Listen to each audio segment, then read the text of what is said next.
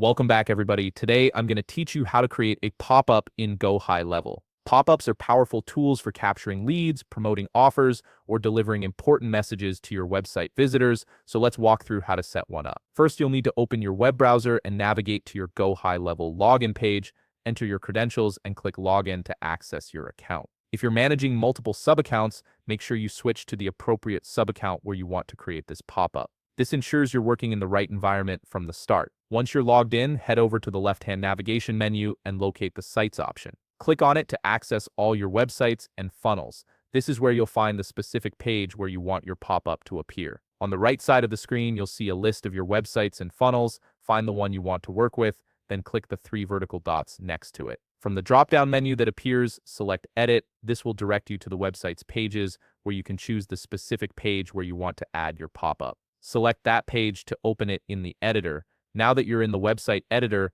look at the top menu bar. You'll see an option called Pop-up Settings. Click on it to access the pop-up configuration panel. This is where all the magic happens for creating and managing your pop-ups. The pop-up settings panel will appear on the right side of your screen. Here, you'll see an option labeled Plus Create New Pop-up. Click on this to generate a new pop-up element. This creates a blank canvas for you to customize according to your needs.